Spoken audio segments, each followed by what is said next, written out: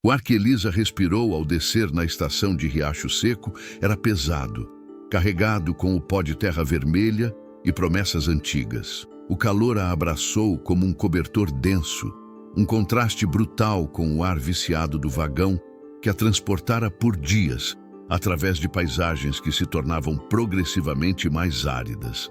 Em sua mão, suada e trêmula, ela amassava o canto da última carta de Heitor. As palavras dele, escritas numa caligrafia surpreendentemente delicada, para um homem que se descrevia como de mãos grossas pelo trabalho na terra, eram a única coisa que a impedia de se virar e tentar o impossível, voltar para o nada que havia deixado para trás. Aos 32 anos, a cidade grande a havia descartado como um bagaço inútil, levando seu emprego, sua pequena casa alugada e, o mais importante, sua capacidade de sonhar. Heitor, com suas cartas falando de um céu límpido, de uma casa para chamar de sua e de uma vida simples e digna, não era apenas um noivo por correspondência. Ele era sua última fagulha de esperança. Antes de continuar nossa história, inscreva-se no canal e comente de qual cidade você é. Isso ajuda demais a gente. Obrigado. Ela esperava vê-lo na plataforma. Um homem alto, talvez, de chapéu, com um sorriso tímido, exatamente como ela o imaginara. Talvez segurasse um ramo de flores do campo, por mais simples que fossem. Mas a estação de Riacho Seco, que consistia em pouco mais que uma plataforma de madeira e uma pequena cobertura de zinco, estava quase deserta sob o sol impiedoso do meio-dia. Não havia homem de chapéu, não havia sorriso, havia apenas um silêncio que zumbia nos seus ouvidos. E eles, eram 6 deles, e a visão paralisou Elisa onde estava. Alinhados perto de um velho banco de madeira, pareciam uma ninhada de pássaros caídos do ninho antes da hora. Pequenos, terrivelmente magros, com a pele tostada de sol e os pés descalços, cobertos pela poeira vermelha que parecia impregnar tudo naquele lugar. O mais velho, um garoto que não devia ter mais de 10 anos, tinha uma seriedade no olhar que pertencia a um homem velho. Ele segurava um bebê nos braços, um pequeno embrulho de panos remendados que dormia, alheio à tensão que pairava no ar. Ao seu lado, 2 meninas que pareciam gêmeas, de uns 7 ou 8 anos, mantinham-se de mãos dadas, os olhos grandes e escuros, fixos em Elisa, com uma curiosidade desprovida de qualquer alegria infantil. Um pouco mais afastado, um menino ruivo, todo sardas e ossos, encarava o chão com uma teimosia desafiadora, os punhos cerrados. E a mais nova, além do bebê, uma garotinha de talvez 4 anos, agarrava-se à perna de uma das gêmeas, escondendo o rosto e segurando um pequeno objeto de madeira polida nas mãos. O tempo pareceu se arrastar, enquanto Elisa e as crianças se observavam.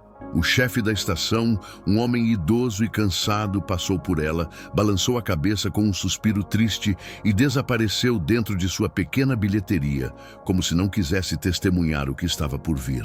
Finalmente, o menino mais velho deu um passo à frente. O movimento foi hesitante, mas decidido. Ele parou a uma distância respeitosa, o peso do mundo em seus ombros pequenos. A senhora é a dona Elisa? A voz dele era baixa, quase um sussurro, mas clara, e sem o sotaque cantado que ele esperava da região. O coração de Elisa afundou. Ela apenas conseguiu assentir, incapaz de formar palavras. O menino engoliu em seco, seus olhos castanhos encontrando os dela por um instante antes de desviarem para o chão de terra. Eu sou o Pedro, filho do Heitor. Ele fez uma pausa, juntando coragem. O pai... Ele mandou a gente vir esperar o trem todos os dias. Ele disse que a senhora ia chegar. Outra pausa, desta vez mais pesada. Mas ele não pôde vir. Ele faleceu, senhora. A palavra faleceu soou estranha, formal demais para a boca de uma criança e brutalmente final. Elisa sentiu o ar faltar, as pernas fraquejarem. O som do mundo pareceu se afastar, substituído por um zumbido agudo em sua cabeça. Não pode ser. Ela balbuciou, dando um passo para trás, esbarrando em sua própria mala. A última carta, ele disse que estava me esperando, que a casa estava quase pronta. Foi a febre, disse Pedro, a voz ainda mais baixa, como se compartilhasse um segredo terrível. Ela veio de repente e não foi mais embora. Fazem 9 dias que ele se foi. O vizinho, seu Inácio, ajudou a gente a enterrar ele lá perto da Figueira Grande. 9 dias. Por 9 dias, ela havia viajado em direção a um homem que já estava morto. Por 9 dias, ela havia lido e relido suas promessas, construindo um futuro sobre um alicerce que já havia desmoronado. As lágrimas que ela segurara por tanto tempo finalmente vieram, quentes e amargas, escorrendo por seu rosto empoeirado. Ela se sentou pesadamente sobre sua valise, o único objeto que a conectava à sua vida anterior, e escondeu o rosto nas mãos. O choro dela era um som estranho naquela plataforma silenciosa. As crianças permaneceram imóveis, observando-a com aquela mesma expressão vazia e resignada. Elas não ofereceram consolo, talvez não soubessem como, ou talvez a dor fosse uma paisagem tão familiar para elas que a manifestação de Elisa parecia apenas um evento corriqueiro. Foi a menininha mais nova, a que se escondia, que quebrou o feitiço. Ela se aproximou devagar, hesitante, e tocou o joelho de Elisa com sua mãozinha suja. Elisa baixou as mãos e olhou para ela através do véu de lágrimas. A menina, que se chamava Nina, estendeu o objeto que segurava. Um pequeno pássaro de madeira, liso e gasto pelo toque constante. Ela não disse nada, apenas ofereceu seu tesouro. O gesto simples e silencioso daquela criança atingiu Elisa com mais força do que qualquer palavra de consolo. Ela olhou para cada um deles, vendo-os de verdade pela primeira vez. Não como obstáculos, mas como náufragos, assim como ela. Pedro, o pequeno patriarca, as gêmeas Clara e Sofia, espelhos uma da outra em aparência e em medo. O ruivo, Tiago, cuja raiva era apenas uma armadura para a dor. A pequena Nina, com seu pássaro de madeira. E o bebê, que Pedro agora segurava novamente e que se chamava Lucas. 6 vidas deixadas à deriva. O apito do trem soou ao longe, anunciando sua partida iminente. Era a sua chance de escapar. Ela poderia pegar aquele trem de volta, para qualquer lugar, para lugar nenhum. Mas para onde ela iria? E o que aconteceria com eles? A imagem de deixá-los sozinhos naquela estação poeirenta era mais aterrorizante do que qualquer futuro incerto que a esperasse ali. Ela secou as lágrimas com as costas da mão, levantando-se. Sua dor ainda estava lá, uma ferida aberta em seu peito, mas algo mais havia se instalado ao lado dela. Uma resolução feroz e irracional. "Pedro", disse ela, a voz rouca, mas firme. "Onde fica a nossa casa?" O uso da palavra nossa pareceu surpreender o menino. Ele a encarou por um momento e então, pela primeira vez, um traço de emoção cruzou seu rosto. Um alívio minúsculo, quase imperceptível. Ele apontou para uma trilha que serpenteava por entre as colinas áridas. "É para lá, é uma caminhada." "Então vamos", disse Elisa. Ela mesma pegou a alça de sua mala. "Mostre o caminho." Pedro assentiu. Ele se virou e começou a andar, e seus irmãos e irmãs o seguiram como uma procissão silenciosa e obediente. Elisa veio por último, seus passos levantando pequenas nuvens de poeira vermelha. A cada passo, ela sentia o peso de sua decisão. Não era compaixão, não era caridade, era um reconhecimento. Naquele bando de órfãos, ela via a si mesma, sozinha, abandonada, sem ter para onde ir. Talvez, apenas talvez, juntos, eles pudessem ser um pouco menos perdidos. A caminhada foi longa e brutal sob o sol da tarde. A paisagem de Riacho Seco era de uma beleza dura e impiedosa. A terra era seca, rachada, e a vegetação consistia em arbustos retorcidos e cactos que se erguiam como sentinelas. Elisa, acostumada com as calçadas da cidade, sentia os pés doerem e o suor escorrer por suas costas. As crianças, no entanto, Moviam-se com uma familiaridade resignada, seus pés descalços parecendo imunes às pedras e espinhos do caminho. Finalmente, Pedro parou no topo de uma pequena elevação e apontou. É ali. A casa, se é que podia ser chamada assim, era ainda mais desoladora do que a pior das suas imaginações. Um casebre de pau a pique, com paredes de barro rachadas e um telhado de palha que parecia fino e frágil.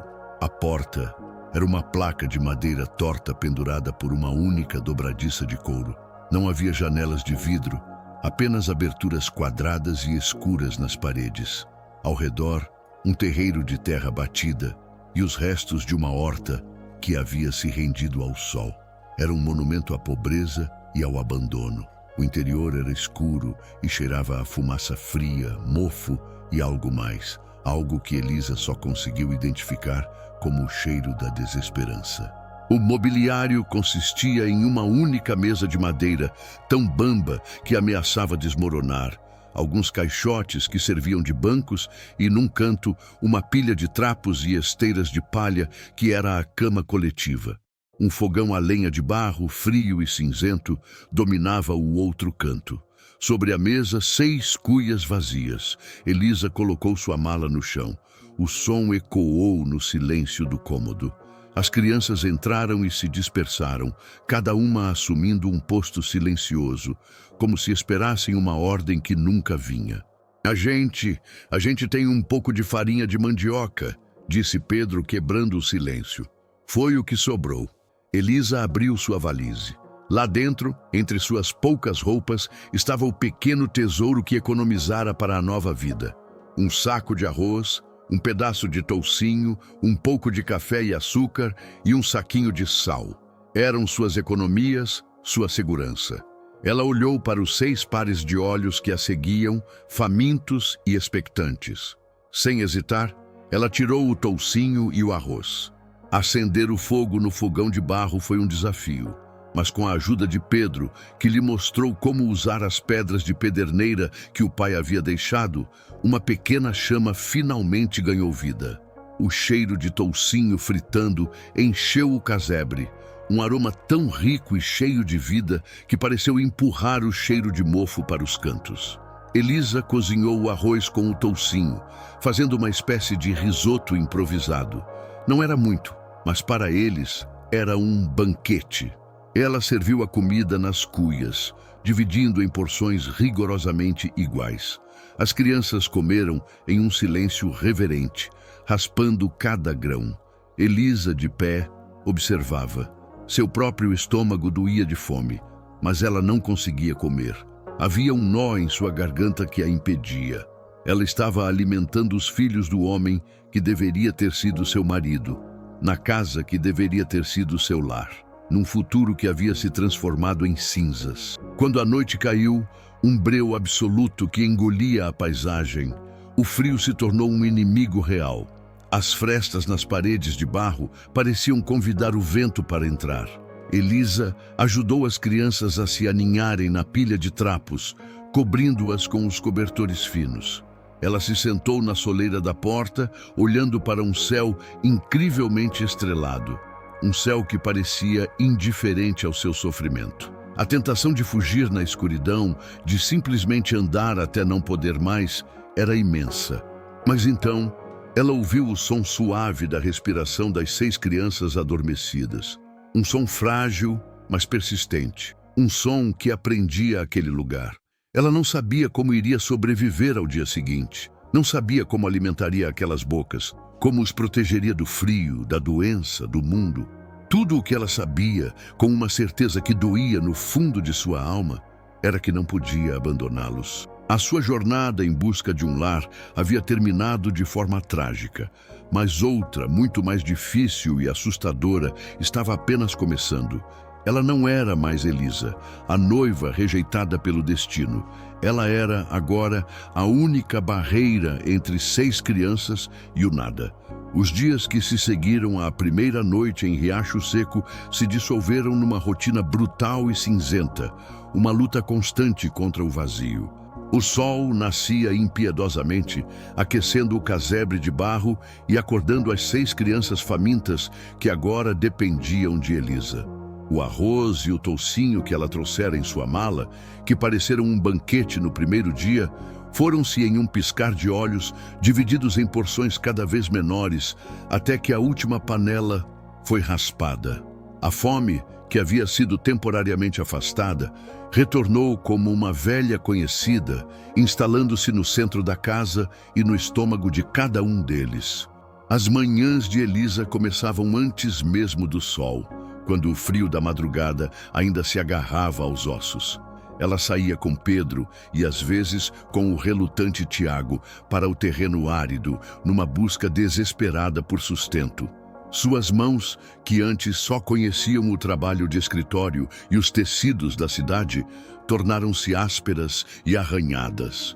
Aprendeu a identificar as poucas raízes comestíveis que a terra teimava em esconder, a cozinhar um caldo ralo com folhas amargas que os meninos garantiam não ser venenosas. Tiago, o ruivo de gênio forte, era o caçador, com uma arapuca velha, uma armadilha de laço que Heitor lhe ensinara a montar. Ele passava horas sob o sol, imóvel e paciente, tentando capturar algum preá ou rolinha que se aventurasse perto demais. Às vezes ele tinha sucesso e a pequena carcaça era celebrada como um tesouro, assada no fogo e dividida meticulosamente em 7 pedaços. Mas na maioria das vezes ele voltava de mãos vazias, a frustração queimando em seus olhos verdes, tornando-o ainda mais silencioso e arredio. Dentro de casa, as gêmeas Clara e Sofia, com uma maturidade que assustava Elisa, cuidavam de Lucas, o bebê, e de Nina, a pequena sonhadora que passava horas conversando com seu pássaro de madeira, como se ele pudesse lhe confidenciar segredos do mundo. Elisa tentava criar uma rotina, uma aparência de normalidade. Ensinava-lhes canções, contava histórias de uma cidade que para eles parecia um lugar de fantasia, e os fazia limpar e organizar o casebre numa tentativa vã de impor ordem ao caos de suas vidas. Mas a realidade era implacável. As crianças emagreciam a olhos vistos. As bochechas de Lucas, antes rechonchudas, começavam a murchar. A energia deles se esvaía. Certa tarde, depois de uma busca infrutífera por comida, Tiago atirou a arapuca vazia no chão com uma fúria contida. "Isso não adianta", ele explodiu a voz embargada. "A gente não está vivendo, dona Elisa. A gente só está esperando a fome ganhar." As palavras dele, duras e verdadeiras, foram o estopim. Elisa sabia que ele tinha razão. Ficar ali, esperando um milagre da terra seca, era uma sentença de morte lenta. Ela precisava fazer algo drástico. Precisava enfrentar o lugar que mais a assustava, a cidade.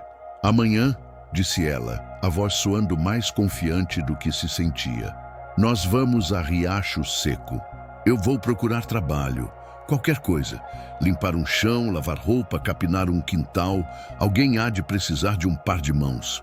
Eu vou junto", disse Tiago imediatamente, o desafio em seu olhar. "A senhora não vai sozinha." A caminhada até a cidade, desta vez, foi diferente. Não havia o choque da descoberta, mas o peso da humilhação iminente. Elisa vestira sua melhor roupa, a mesma com que chegara, agora amarrotada e manchada de poeira. Tiago também vestira uma camisa menos puída. Era uma tentativa patética de parecerem dignos, de não parecerem o que eram, pedintes. A cidade os recebeu com a mesma indiferença hostil da primeira vez, mas agora amplificada. As pessoas os viam chegando e mudavam de calçada. As mulheres cochichavam atrás de suas janelas e os homens parados na porta da única venda da cidade os olhavam com um misto de escárnio e pena. "É a forasteira que ficou com a ninhada do Heitor", um deles comentou, alto o suficiente para que ouvissem. "Já veio pedir esmola." Tiago cerrou os punhos, o rosto vermelho de raiva e vergonha. Elisa segurou seu ombro com firmeza. Não deu ouvidos, cabeça erguida, mas era difícil manter a cabeça erguida. Bateram em todas as portas. Elisa oferecia seus serviços com uma dignidade que lhe custava cada gota de energia. Eu trabalho por um prato de comida, por um pouco de farinha, qualquer coisa.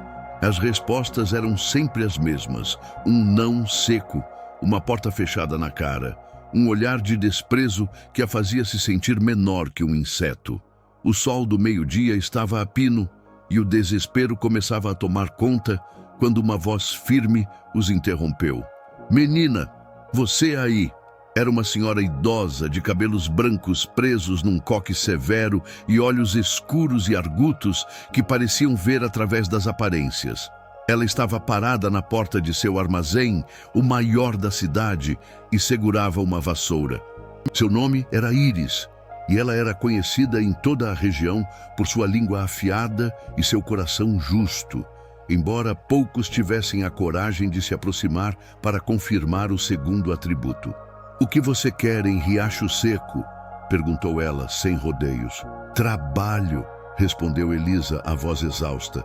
"Eu faço qualquer serviço." Dona Íris a examinou dos pés à cabeça.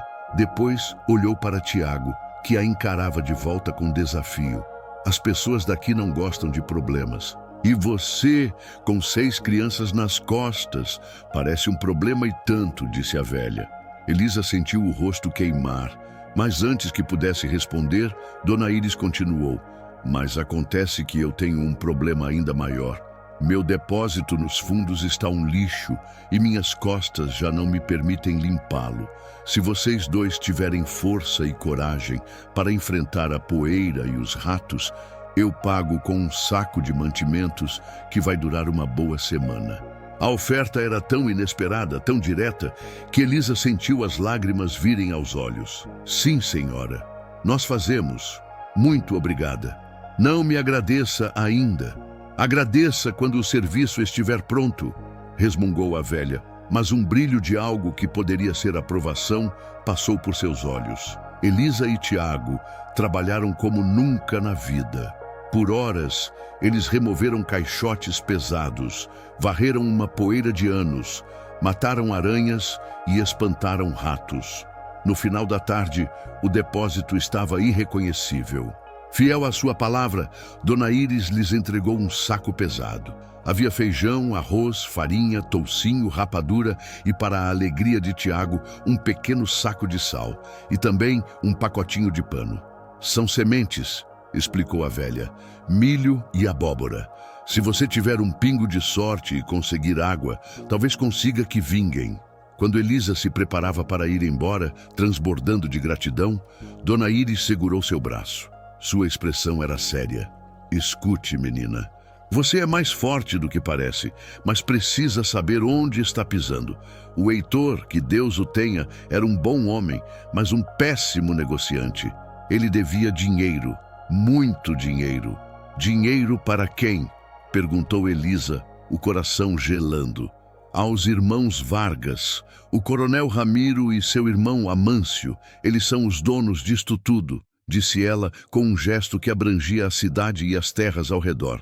"Eles emprestam dinheiro a juros que ninguém pode pagar e depois tomam as terras. Eles estavam esperando o Heitor se enforcar na dívida para tomar aquele pedaço de chão. Eles não vão gostar de saber que você está lá. Eles não gostam de pontas soltas." O aviso caiu como uma pedra no estômago de Elisa. A caminhada de volta foi silenciosa, o peso do saco de comida agora misturado ao peso da ameaça. E a ameaça não demorou a se materializar. Naquela mesma noite, quando a lua era apenas uma unha pálida no céu, o som de cascos de cavalo os despertou. 2 sombras se materializaram em frente ao casebre. Eram homens grandes, montados em cavalos imponentes. "Ô de casa!" gritou uma voz grossa e autoritária. Elisa, com o coração na boca, segurou as crianças que acordaram assustadas e foi até a porta. "Quem é?" "É Ramiro Vargas", disse a voz. "Viemos dar um aviso. Essa terra que você está pisando nos pertence. O defunto do Heitor a deixou como pagamento de uma dívida. Você tem 3 dias para pegar suas crias e sumir daqui. Se não sair por bem, a gente tira à força. E não vai ser bonito de se ver." A arrogância, a crueldade na voz do homem acendeu uma faísca de fúria em Elisa, que superou o medo. Esta terra é dos filhos dele, e nós não vamos a lugar nenhum. Ela gritou de volta, sua voz tremendo, mas cheia de uma convicção que ela não sabia que possuía. Uma risada cruel ecoou na noite. 3 dias, forasteira, o tempo está correndo. E com isso, eles viraram os cavalos e partiram, deixando para trás um silêncio aterrorizante. O ultimato pairou sobre eles como uma sentença. Elisa sabia que não podia enfrentá-los sozinha. Eles eram 6 crianças e uma mulher contra os homens mais poderosos da região. Na manhã seguinte, tomada pelo desespero, ela tomou uma decisão. Deixou as crianças sob a liderança firme de Pedro, com instruções para se esconderem ao menor sinal de perigo, e fez a longa caminhada de volta a Riacho Seco. Sua única esperança era a única pessoa que lhe mostrara um pingo de humanidade. Ela encontrou Dona Íris em seu armazém. Contou sobre a visita dos Vargas, sobre a ameaça. A velha a ouviu, o rosto uma máscara de preocupação. Eu temia por isso, disse ela, batendo com os dedos no balcão. Eles são cruéis e não blefam. Você não pode enfrentá-los sozinha. Ela ficou em silêncio por um longo tempo, parecendo ponderar. Mas talvez, começou ela hesitante, talvez haja uma última carta nesse baralho. Que carta? Perguntou Elisa, agarrando-se àquela migalha de esperança. O Heitor tinha um irmão, revelou Dona Íris, baixando a voz. Vicente. Eles brigaram feio há mais de 10 anos. Nunca mais se falaram. O Heitor era o sonhador. O Vicente é a pedra. Um homem duro, amargo, que vive isolado em suas terras, do outro lado do rio. Dizem que ele não tem coração, mas eu o conheço desde menino. O coração dele não é de pedra, é só quebrado. E ele é um homem justo. Os Vargas podem ser donos de tudo, mas eles têm medo do Vicente. Um irmão. A notícia foi um choque. Onde eu o encontro? É o dia dele vir à cidade. Ele sempre passa na oficina do ferreiro antes de ir embora. Se você tiver sorte, ele ainda está lá. Mas vou te avisar, menina. Falar com o Vicente é como falar com uma parede. Não espere simpatia. Com o coração martelando, Elisa correu até a oficina do ferreiro, uma construção de madeira escura na saída da cidade. E lá estava ele. Vicente era ainda mais imponente de perto, alto, de ombros largos, com um rosto que parecia esculpido em granito, marcado pelo sol e por uma amargura profunda. Ele negociava o preço de ferraduras com o ferreiro e sua voz era um rosnado baixo e grave. Elisa esperou tremendo até que ele terminasse. Então respirou fundo e o abordou. Senhor Vicente! Ele se virou e seus olhos, de um cinza frio como a geada, a avaliaram com uma intensidade que a fez recuar um passo. O que quer? Com a voz embargada, ela contou sua história. Falou de Heitor, das cartas, da sua chegada, das crianças, da dívida e da ameaça dos Vargas. Vicente a ouviu sem uma única mudança em sua expressão de pedra. Quando ela terminou, ele ficou em silêncio por um longo momento. Isso é problema do Heitor. Ou era, disse ele, a voz fria. E agora parece que é seu. Não é meu. Não é seu? Retrucou Elisa, o desespero lhe dando uma coragem afiada. Seus sobrinhos estão prestes a serem jogados na estrada. O sangue do seu irmão. Isso não significa nada para o senhor? A menção direta aos sobrinhos e ao sangue do seu irmão foi a única coisa que pareceu penetrar em sua armadura.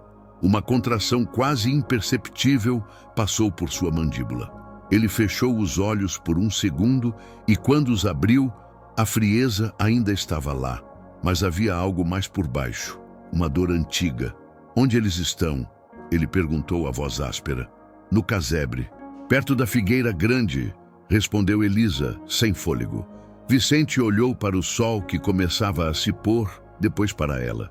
Ele não ofereceu uma palavra de conforto, nem um gesto de simpatia.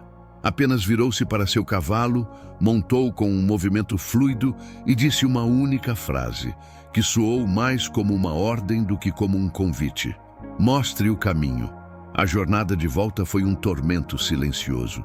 Vicente cavalgava à frente, uma figura sombria contra o céu poente, e Elisa o seguia, correndo para acompanhar o passo do animal, sem saber se havia encontrado um salvador ou apenas um espectador para sua tragédia.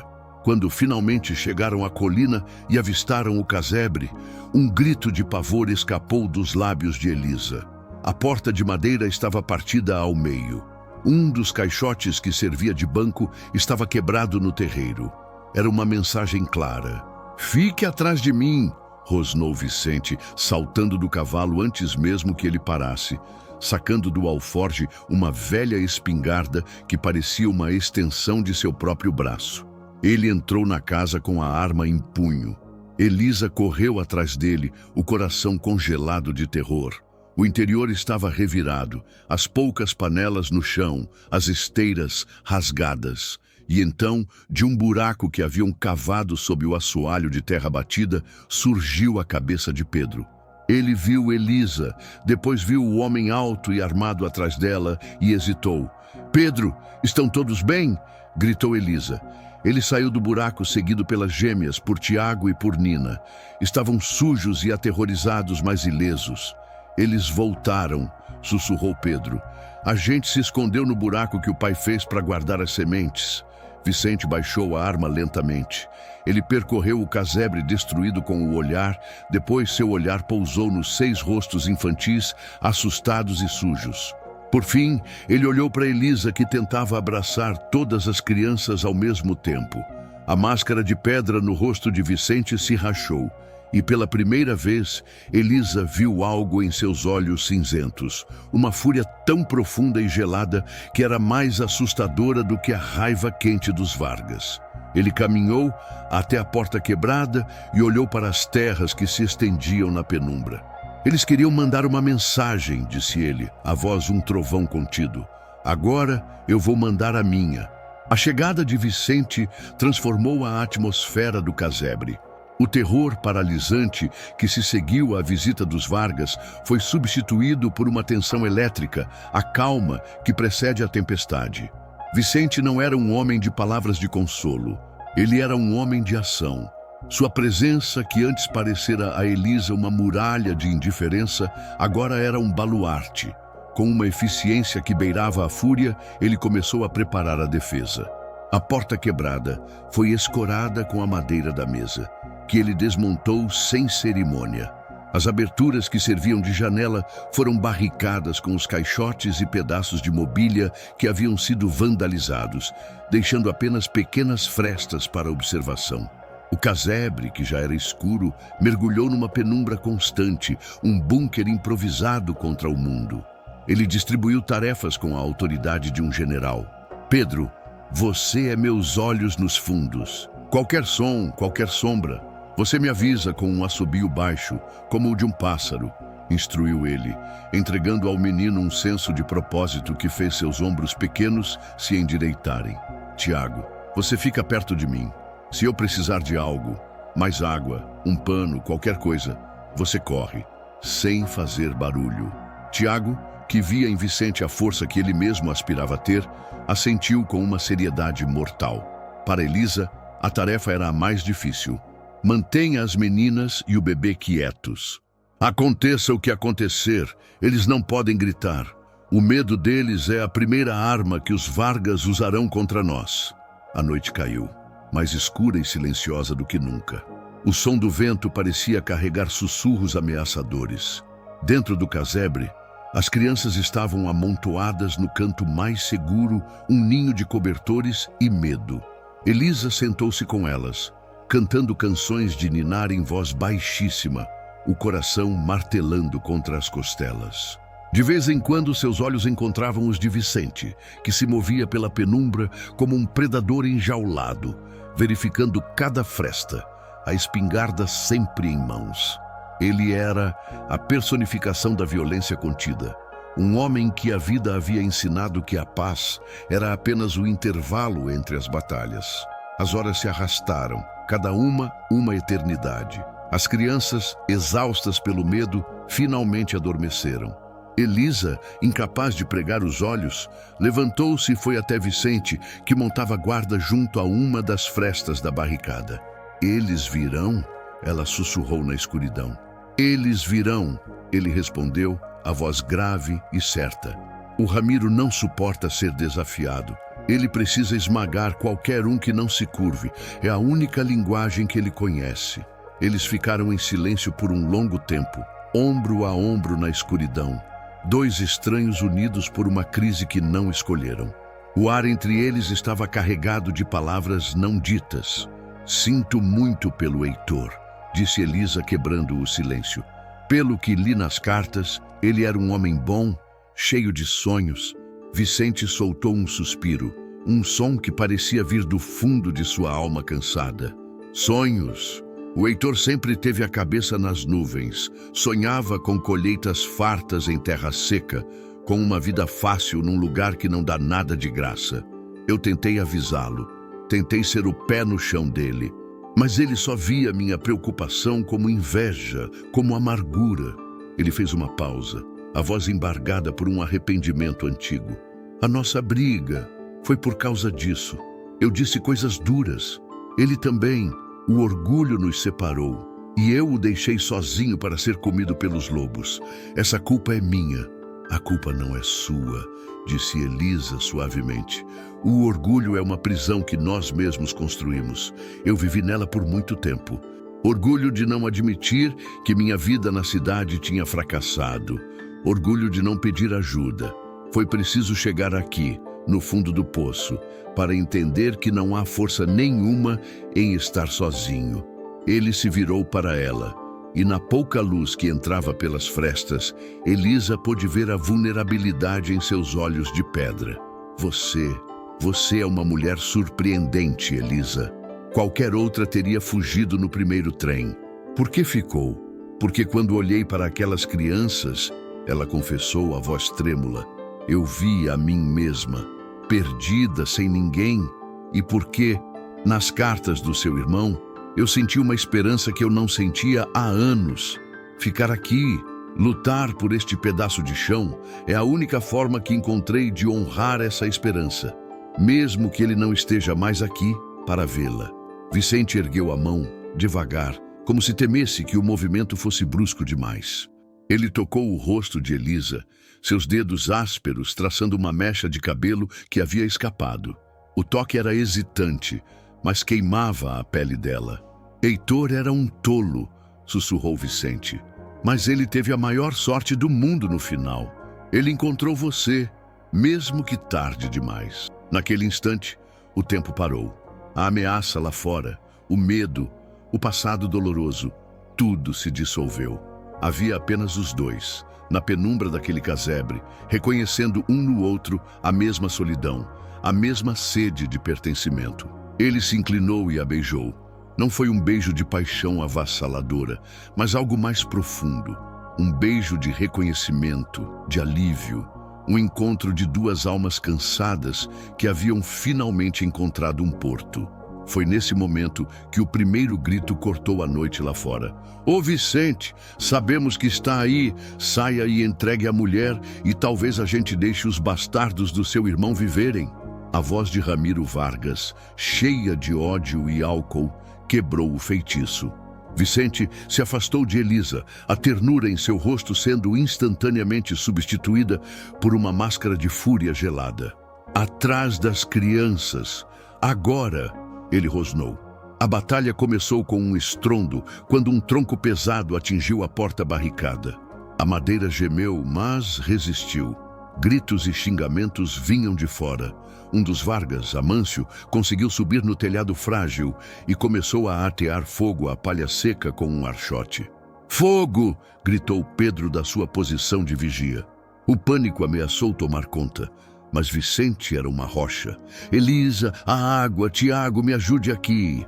Enquanto Vicente usava da espingarda para atirar perto de Amâncio, forçando-o a se proteger, Elisa e Tiago pegaram o balde com a preciosa água do poço e, através de uma fresta, jogaram-na sobre as chamas nascentes, apagando-as com um chiado. Enfurecido, Ramiro liderou o ataque final à porta. A barricada cedeu com um estalo ensurdecedor. O próprio Ramiro, um homem enorme, irrompeu no casebre. Mas Vicente o esperava. A luta que se seguiu foi selvagem, primitiva. Não era uma briga de bar, era uma luta por território, por sobrevivência. Enquanto os dois homens se enfrentavam, um terceiro Vargas entrou, indo em direção às crianças.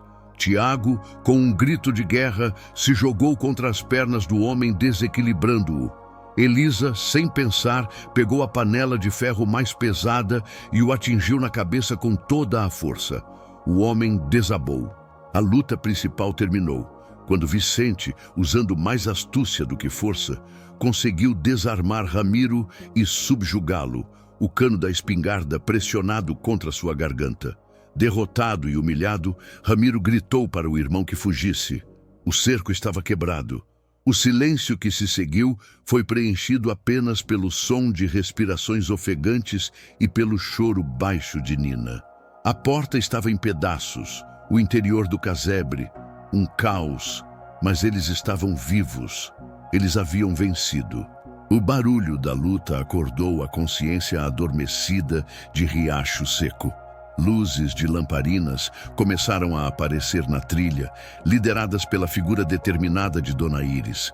Os vizinhos, que antes os haviam desprezado, chegaram e viram a cena. A família improvisada, machucada mas unida, e o tirano da cidade rendido no chão. Foi a gota d'água. O delegado, que chegou logo depois, encontrou não uma, mas 10 testemunhas dispostas a falar contra os anos de extorsão e violência dos Vargas. A queda dos irmãos Vargas foi a redenção de Riacho Seco. Envergonhada de sua passividade, a comunidade se uniu para ajudar a família que havia lutado a batalha que todos temiam. O ferreiro trouxe madeira boa e pregos de verdade. Os outros homens, liderados por Vicente, ajudaram a reconstruir o casebre, tornando-o sólido e seguro.